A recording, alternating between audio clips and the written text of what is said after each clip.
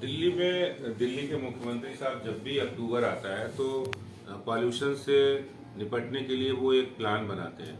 और वो प्लान में सबसे पहला उनका स्टेटमेंट होता है कि हरियाणा और पंजाब में जो पराली जलाई जा रही है उसकी वजह से दिल्ली में पॉल्यूशन बढ़ता है, एयर पॉल्यूशन बढ़ता है। और मैं आपको जानकारी देना चाहता हूँ कि पंजाब और हरियाणा के दो शहर हैं, पंजाब के लुधियाना और पटियाला, जहाँ पर 148 कल का AQI है और पटियाला का 163 है। और इसी तरह हरियाणा जो दिल्ली के रास्ते ही आते हैं, करनाल 157 है और पानीपत में 136 है।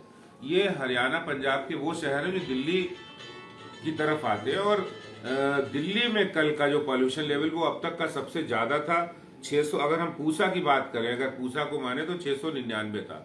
कई इलाके ऐसे थे जहाँ 700, 750, 800 तक क्रॉस किया। दिल्ली एक गैस चेंबर बन गई है। और केजरीवाल हमेशा कैजुअल अप्रोच लेके हमेशा यही कहते हैं कि हरियाणा पंजाब में पराली जलाई जाती है, उसका खामियाजा दिल्ली को भुगतना पड़ता है। फिर वो पराली पे एक दिल्ली के अंदर नया ड्रामा करते हैं। पिछली बार उन्होंने पराली के लिए 75 लाख रुपए की पराली के लिए डिकम्पोजर खरीदा पूसा से और उसको बांटने में 22 लाख रुपए खर्चा किया, 7 करोड़ उसके विज्ञापन पे खर्चा किया। और इस बार भी उन्होंने इसी तरह से किया, प्रचार बहुत किया। उन्होंने 44 लाख रुपया उसके डिस्ट्रीब्यूशन पे खर्च किया और विज्ञापन पे इतना पैसा खर्च किया, लेकिन नतीजा सिफर है। तो सवाल ये कि क्या ये कैजुअल अप्रोच से दिल्ली वासियों को राहत मिलेगी? आज कोई ऐसा शायद व्यक्ति हो किसी परिवार में जिसको गले का इन्फेक्शन नहीं हो, जिसको तमाम तरह की अस्थमेटिक प्रॉब्लम नहीं आए। दिल्ली के अंदर टीबी के केसेस बढ़ रहे हैं, लोगों को जिनको कोरोना के बाद टीबी होने लगी है। तो ये आखिर अपनी जिम्मेदारी कब निभाएंगे? आप 2018 में इतनी बड़ी घोषणाएं करते हैं कि हम बैटरी व्हीकल लाएंगे, हम सोलर एक्टिविटी को बढ़ावा देंगे, और दिल्ली के एक जो बहुत बड़ा कारण है वो है डस्ट पॉल्यूशन। और दिल्ली आज एक गैस चेंबर में बन गया। दिल्ली गैस चैम्बर बन गई, आपने बिल्कुल सटीक कहा। कई सारे फैक्टर्स इसके लिए रिस्पॉन्सिबल है, लेकिन सातों सांसद जो दिल्ली से हैं वो भाजपा से आते हैं। आपको नहीं लगता कि केंद्र सरकार की भी उतनी ही जिम्मेदारी बनती है, सारे स्टेक होल्डर्स को साथ आने की जरूरत है? आज आपको जानकारी होगी कि सुप्रीम कोर्ट भी इस चीज पे हियरिंग करने वाला है, 3 जजेस की जो बेंच है वो उसमें बैठ रही है। कहने का मतलब साफ है कि आपको नहीं लगता कि केंद्र को भी इसमें कुछ करना चाहिए? नहीं, बिल्कुल केंद्र ने करना चाहिए ने केंद्र ने किया है। आप देखिए, यमुना एक्शन प्लान में 2419 करोड़ रुपया यमुना के पॉल्यूशन के लिए उन्होंने दिए। दिल्ली हरियाणा को वहां भी दोष देते हैं। जब दिल्ली में यमुना जी एंट्री करती हैं तो वहां पर BOD लेवल 2 होता है, और जब ओखला क्रॉस करके जाती है दिल्ली से 22 किलोमीटर की कवर करके तो 50 हो जाता BOD लेवल। वहां इतने हैजार्डस कंपोनेंट्स यमुना जी में डाले जाते हैं, इंडस्ट्रियल है, सीवरेज है, 18 नाले हैं, तो उनको 2419 करोड़ रुपया दिया। क्या किया आपने? इसी तरह से आपके पास 1400 करोड़ से ज्यादा इन्वायरमेंट सेस इकट्ठा हुआ है। आपने क्या किया? आपने कितने स्मोक टावर लगाए? कितना आपने पोल्यूशन लेवल कम करने के लिए ठोस कदम उठाए?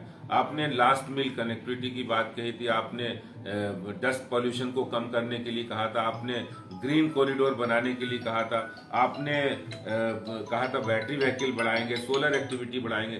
24 तरह की घोषणाएं की थी 2018 में विधानसभा में, लेकिन आज किसी पर अमल नहीं हुआ।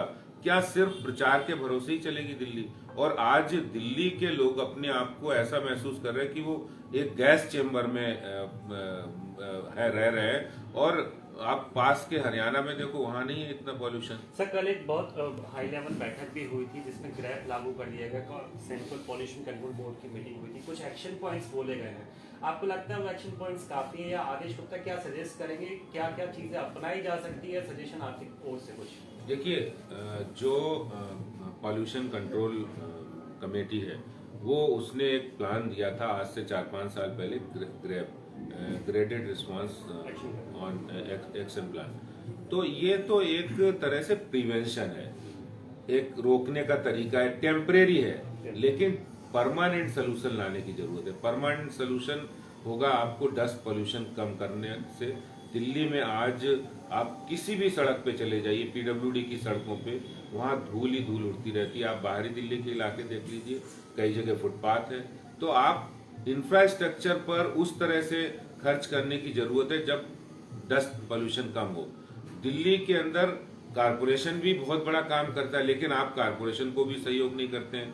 इस समय पानी के बड़े बड़े इलाकों में बड़े बड़े टैंकर से, फव्वारों से छिड़काव की जरूरत है, जो कि बहुत तेजी से होना चाहिए, जो कि आज कहीं नहीं दिख रहा है। तो जो एक्शन प्लान है, व्हीकल पॉल्यूशन कैसे कम हो, सबसे ज्यादा तो व्हीकल पॉल्यूशन होता है। सर व्हीकल पॉल्यूशन की आप बात कर रहे हैं, ऑड इवन स्कीम कभी पहले लागू हो जाती है तो विरोध भी आप ही करते हैं फिर उसी नहीं, ऑड इवन का नहीं सवाल है कि ऑड इवन से काम नहीं बनेगा। आपने बैटरी व्हीकल्स को प्रमोट करने के लिए क्या किया? आपने कोई कदम उठाया?